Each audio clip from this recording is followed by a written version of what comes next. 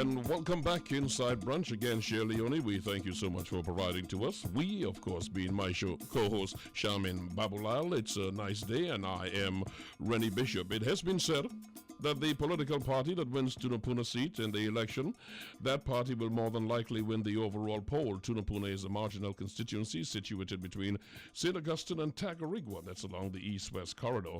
And in the past 2 decades, it has been the focus of many heated election campaigns, largely because of its electoral boundaries and mixed ethnic composition. So it is one of those seats that are being very, very carefully watched. The PNM has chosen to contest that seat Esmond Forde, and he is of the People National Movement. He's confident of being there. He says, I've been working for my community as a council member for a long time, but in addition to that, I have been likened many times to a member of Parliament, Eddie Hart, because of my personality and my dedication to what is necessary for my community. With that, let me welcome Mr. Forde. Thank you so much for joining us inside Brunch. Thank you very much, Mr. Rennie Bishop. It is. Ms. Baboolal. Good morning. Good morning. Morning also to Trinidad and Tobago and also the constituents of the Tunapuna constituency. So are you on the ground already this morning? No. Oh. Actually, I went to church this morning. On Sunday morning, I would usually go and praise my God on a Sunday morning. Only unless if my campaign team, wants me to make a visit to the market or they have something special for me to do on a Sunday morning. But on my Sunday morning, I try to keep it free from, the campaigning, the general campaigning. Well, from what we're hearing, that might be your only free time, because people who've been interviewed by the press that we've been reading says that you are on the ground all the time, everywhere, particularly as Vice Chairman of the Tunapuna Piako Regional Corporation. Yeah, keep that in mind. But when I say, I as they say, politics and religion don't mix, So when I'm in church, unless, someone have something to ask directly, but I usually try to, keep it very sedate when I'm in church, as the case may be. So let me start into the question area for you, Mr. Forde. Have any candidates adequately addressed the issues of Tunapuna? Have the past PNM candidates adequately addressed these issues? And identify, if you will, what in your mind are the priority issues for that constituency? And that in some way, I'm sure, will explain why the PNM thought they lost the last election and what must be done this time to regain that seat. Well, I think I said good morning to the listening public already. Yes, you did. Yeah. Right. I think one of the main concern, that probably may have arisen, especially within the last 5 years, is that with regards to representation, with regards to the member of parliament in the Tunapuna constituency, right? I would not like to enter into a debate as to what directly the misrepresentation was or his representation was. But I'd like to speak with regards to myself. Yes. Right? I strive strongly on representing the people I serve. As the councillor for the last 5 years in Tunapuna, right, I have represented them in any particular capacity where an individual may have a need. We're talking about the regular communal need with regards to a pothole, sanitation, collection, with regards to not having water delivery services from WASA, even down to the signing of a passport or the authentication of a picture to say, well, look, this is a particular individual. All right, so I know representation is high on my agenda, and I try my best in order to ensure that I meet the needs of the individuals that I may meet on the road on a daily basis, or whether they would come to my office, as the case may be.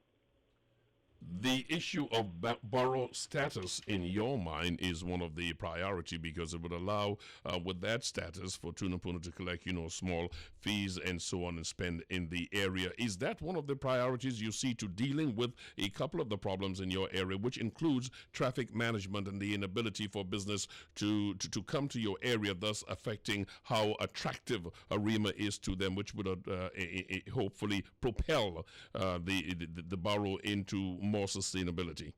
All right.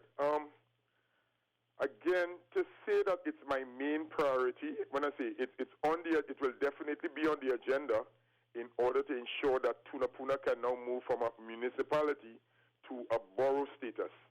All right. Now, there are certain things that goes with that statement, right? Which is to say, now Tunapuna, I believe at this time is ripe is ready in order to attain borough status. All the necessary amenities are either within the constituency of Tunapuna or whether the surrounding districts. All right, we can start with secondary schools. We have the availability of some top secondary schools within the area. We have Lakshmi Girls, we have Hillview College, we have Tunapuna Secondary, we have the Boat El Dorado in terms of secondary schools. We have all the primary schools from the various denominations, right? We have the El Dorado North Hindu School, we have the Roman Catholic, both boys and girls. We have the Tunapuna Anglican.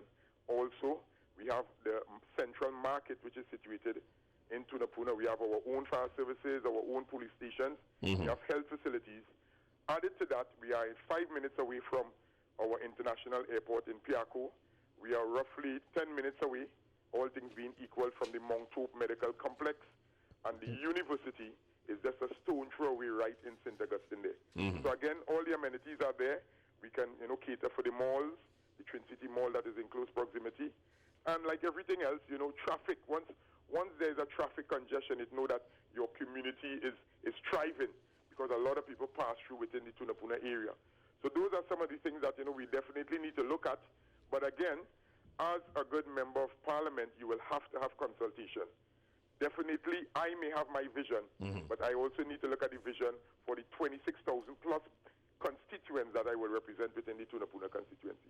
So therefore, we definitely need to have a consultation exercise in order to hear what are their views, and then we'll match our view. It's all about sharing our ideas and coming together for the benefit of Tunapuna.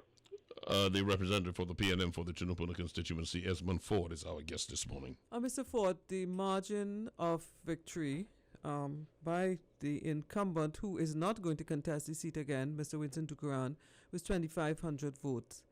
Are you confident that you would have pulled over that 2,500 to your side, even in light of what some of us are seeing as an election which is likely to have a low voter turnout? Again, in terms of, I'll probably start with what you ended by, which is the low voter turnout. Likely? No, with regards to the low voter turnout you mentioned, right? I am anticipating that, again, I am on the ground, as you all would have mentioned earlier, and I am anticipating a high voter turnout within the Tunapuna constituency, right? I have represented them as I go door to door, as I ring every bell. I am being, told that, listen, Mr. Forde, we are pleased with your services. We are pleased with your representation. You are visible. We like what is happening. The People's National Movement is on a new drive. We have a new leader in Dr. Keith Christopher Rowley, and they are willing to give us the opportunity. So as the point man in Tunapuna, Esmond Forde, right, I am saying that in the last election, the PNM candidate would have received 8,000 plus votes. The candidate for the COP would have received 10,000 plus votes. And I am saying that definitely that 2,500 votes will return to the People's National Movement, whether you want to consider them, undecided vote, those that are independent, right? But again, as my slogan says, Esmond serves all right? And, I represent all races, all creed, all religion, all religious groups, all denominations. And I am saying that with all the work that I've done, I am confident that to gain back the 25,000 plus votes in order to get approximately 10,000 plus votes to win the seat, I am satisfied that, I have done enough for the last 5 years, and I'm thinking very positively that the People's National Movement would regain the Tunapuna seat. That is very, I'm sorry. Go ahead, okay. go ahead, I'm just being devil's advocate here. I'm not taking any sides. Please, Mr. Prison Officer who called in earlier. Basically, what I'm saying is that, two, being on the ground, you would also know, yes, you're getting that reaction as well, but the margin of undecideds, and there are some alternatives, third force, for example, whether it's a old wine in new bottles trying to come into new bottles, but there's the number of undecideds are decidedly larger than they would have been previously in 2010. How do you factor that in when you're gauging, your work on the ground in Tunapuna? Okay, again, the pollsters that would be conducting those polls, it is understood that a poll is a snapshot at the particular particular time Yes. that is being done. And I would think, from the last two major polls that would have said that, the ratio of undecided, I think it was 28 at one time, it was 32% at one time. I think those figures are going down because I would really think if an individual, have not, made up their mind of how they're going to vote on September 7th, I find it difficult to understand. But again, like everything else, the People's National Movement is going to start to roll out our manifesto. We're going to roll out our procedures, our policies. And I think most instances, you can correct me if I'm wrong, that the undecided are usually the individuals which we consider the intellectuals, the individuals who may be considered the middle and upper class individuals. So they will be looking at our policies, looking at our procedures, and then they're going to say, okay, we're going to give PNM our margin when we determine what we're going to do for health, what we're going to do for education, what we're going to do for Tunapuna, and you know what I mean? There has been an assumption for a long time, but I think Nigel Harris, Sharmain, I think is his name, the one in charge of this poll, he himself said that perception that is the intellectuals only who form the undecided is not exactly true. It does raise a point, however, Sharmain raised a point to you about bridging the gap. Bridging the gap, bringing all these ethnicities together. You are looking for your statement alone. You said no development in 5 years. You say 80% of the work has been done on the roads and drain infrastructure over the last 5 years has been done by local government councillors and not by the MPs. You also added that most of this developmental work over the last 5 years took place in areas south of the Caroni Bridge and speaks to what is clearly a divide. Now, attracting folks from the other side, because many folks are saying it's ostrich-like to not think race is going to play a part in this election. You would like to, as all politicians, I hope, bridge the gap and bring people together. Speak to that challenge for us, please. Okay. Well, again, to bridge that gap, I think, again, I'm giving you from how Esmond Forde sees it, right? How I see it within my community. Yes, I'm not being narrow-minded, and I'm not looking at it from the broad spectrum of Trinidad and Tobago. But within the Tunapuna area, right, our community really wanted to know, well, look, representation. One of the priorities on the list, right, in terms of what the individuals may need. Now, bridging the gap between, let's say, the East Indian and the Africans. When I became a councillor, I took an oath in order to serve every individual, not only people who would have voted for me at the PNM, not only the individuals who would have represented the COP, the UNC, as the case may be, not the individuals who have an East Indian background. I see people, right? Esmond Forde sees people.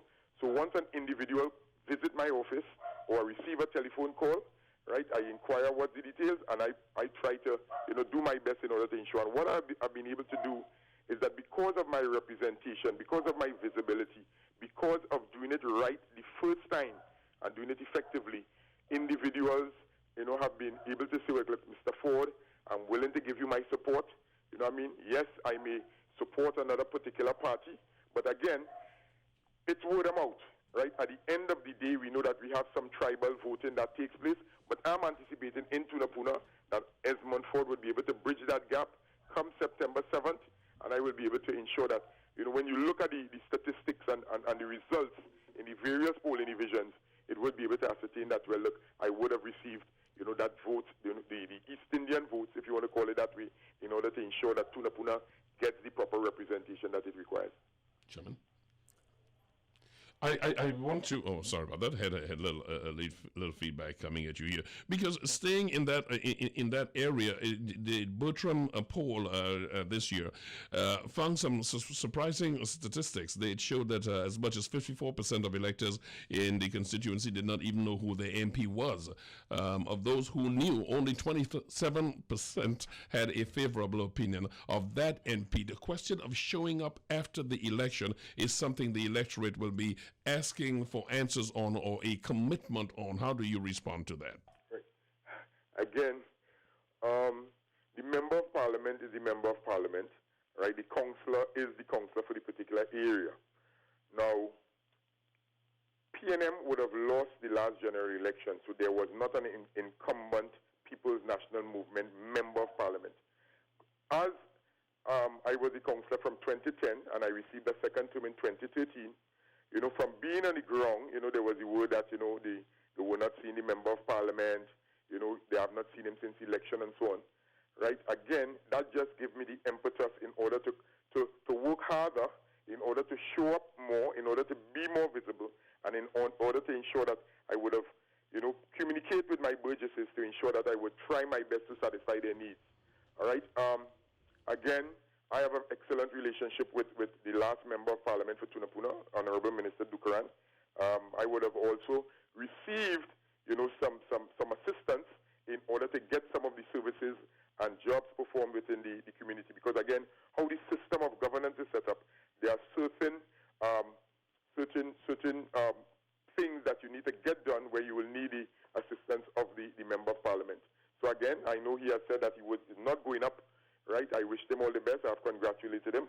And, I am moving forward as the councillor, anticipating to be the next member of parliament for Tunapuna, and in order to ensure that the idea of representation will be the forefront once the People's National Movement takes over governance.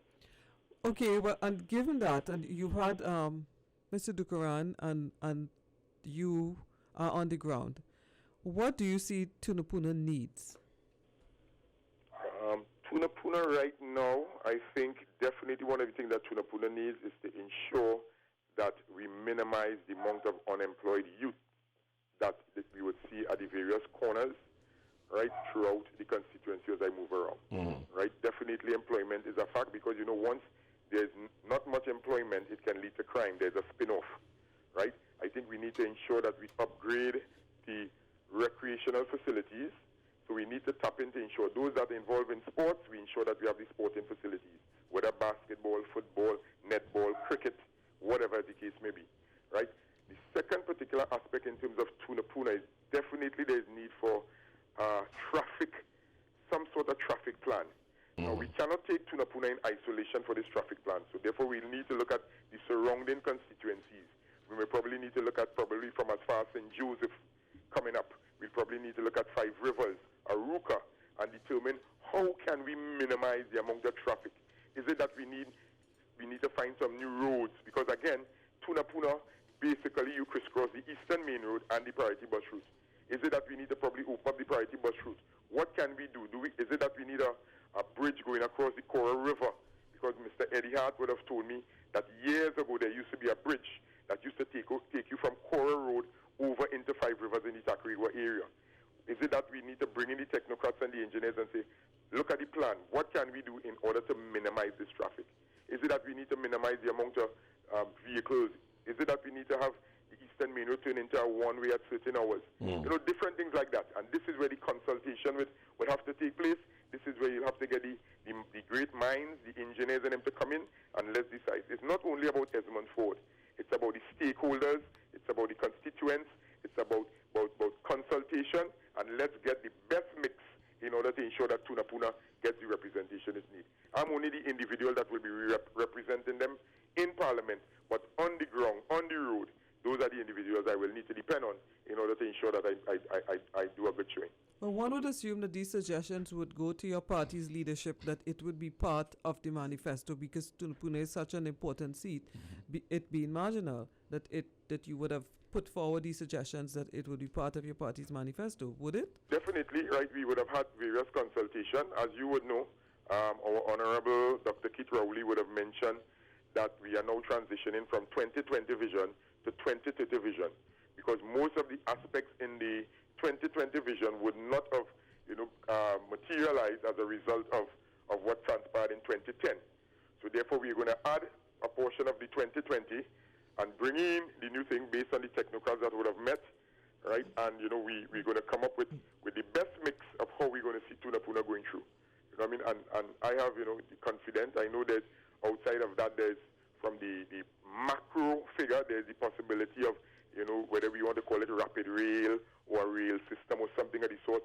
Again, all that will be, encompassed in the whole Tunapuna, the whole East-West corridor as we go along. So again, those are things that we'll be looking forward to as we go along, into 2015, 2020. It's 11:30 in the morning. You have in Brunch at 107.7. I'm Rennie Bishop with my co-host Sharmain Baboolal. Our guest is Esmond Forde. He's a PNM candidate for the Tunapuna constituency. You make the point about employment, and I have to throw it at those who are aspiring for office to represent the area. Although I know it's a national issue, there are many companies that say they cannot find people to fill jobs. Yet unemployment is a major problem. There is a challenge, I'm sure you will agree, in getting young folks to understand that this way of honest money, it may take a longer time than the fast money, but this is the way to go. So many argue at the end of that, what I'm saying is unemployment or availability of job may not be the problem. Is finding a way to relate young folks to accept these jobs,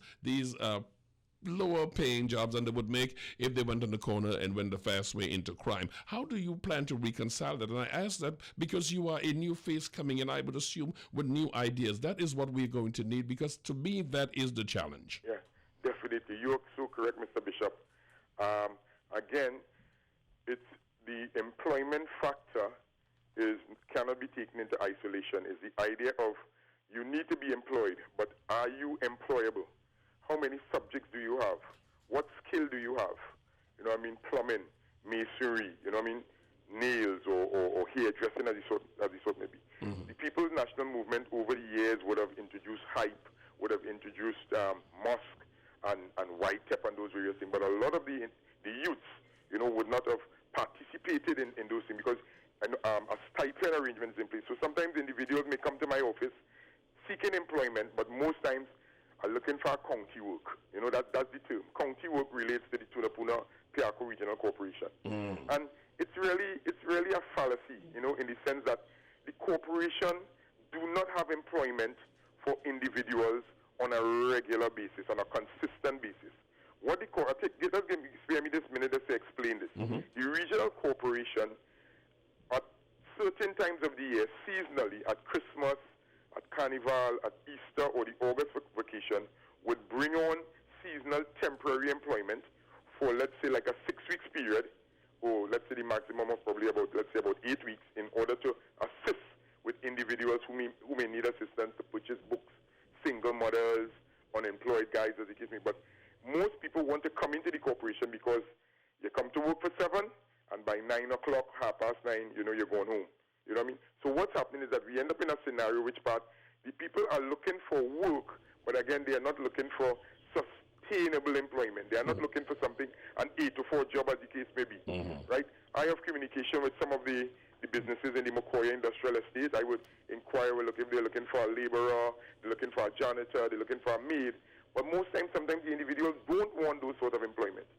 You know what I mean? And this is the chicken and egg scenario that we are talking about, right? But I'm saying that whether it is that we need to get them to get into the HYPE program, to the MUST program, or whether we'll be introducing some new training sessions in order to ensure that these people can become a little more employable rather than the regular URP, CPEP. Sometimes they don't even want the CPEP or the URP program, because again, those are a little longer hours. They go from probably 7 until about 12. So that's the scenario that I'll have to face. Because again, being on the ground, I'm in contact with most of these individuals, and I'm trying my best to see how I can work around the system to see how best we can benefit them. Esmond Forde, thank you so much for taking up your time to be with us. I cannot have you leave without answering this final question, and it has to do with what some folks have said. Folks in the area love Esmond, but they have a problem with their party. A number of people are saying, bring your party in. It's the same old thing they're pushing. I'm paraphrasing Black Stallion of a couple of years ago, because it seems as though there is a disconnect between the electorate and the political parties. How do you respond to that, and how do you get people into believing that going to the polls come September 7th is important to them, and in fact the party's promises will be kept? Okay, what I can say about that, Mr. Bishop and Ms. Baboolal, and also the listening public, and especially the constituents of Tunapuna, which spans from Tavernet Street in the east in Tacarigua to Akono in Maracas, is that come September the 8th, all right, I think Esmond Forde and Esmond Forde campaign team will know definitely whether it is that all the representation that Tunapuna would have received from 2010 to 2015, whether it would have been in vain or whether it would have not been in vain.